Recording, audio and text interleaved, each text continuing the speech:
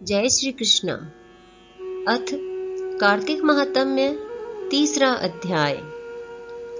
सत्यभामा बोली, हे भगवन, आप काल स्वरूप हैं और काल के संपूर्ण भाग समान हैं, फिर भी कार्तिक मास ही क्यों श्रेष्ठ है? हे देव, सब तिथियों में एकादशी और सब महीनों में कार्तिक का महीना ही आपको प्रिय है। श्री कृष्ण बोले, हे कांते, तुमने अच्छा प्रश्न किया। एकाग्रचित होकर बेन के पुत्र पृथु और महर्षि नारद का संवाद सुनो। जिसे पहले पृथु ने नारद से पूछा, तब नारद जी ने कार्तिक मास की श्रेष्ठता कही। नारद जी बोले, पहले सागर का पुत्र शंख नामक राक्षस त्रिलोकी के मथने में समर्थ हुआ। उसने संपूर्ण देवताओं को जीत स्वर्ग से निकाल इंद्रादि संपूर्ण लोकपालों के अधिकार अपने हाथ में कर लिए। सब देवता उसके भय के मारे अपने स्त्री पुत्र आदि लेकर बहुत वर्ष पर्यंत सुमेरु पर्वत की गुफाओं में वास करते रहे। जब देवता गुफाओं में रह रहे थे, तब शंखासुर ने विचार किया, मैंने देवताओं को जीत तो लिया है, तो भी वे बलवान मालूम होते हैं। हाँ, अब जान पड़ा कि वे सब वेद मंत्रों से युक्त हैं।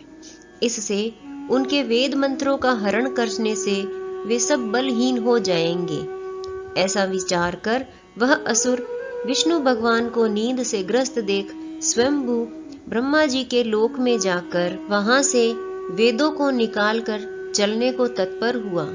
तब वे उसके भय के मारे यज्ञ के मंत्र और बीजों समेत जल में प्रवेश कर गए।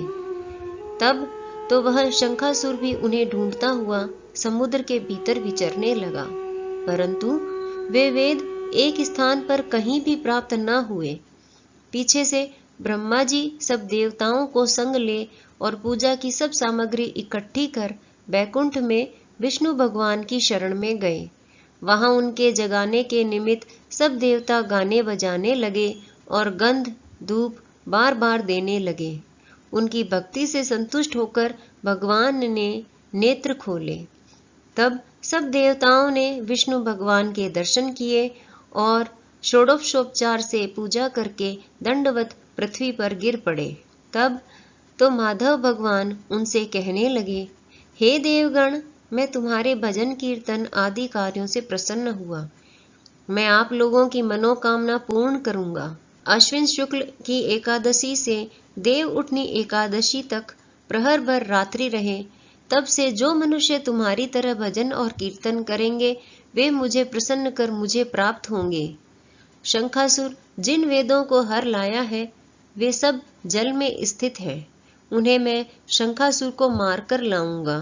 अब से बीज मंत्र समेत सब वेद प्रतिवर्ष कार्तिक के महीने में सदा जल में निवास करेंगे।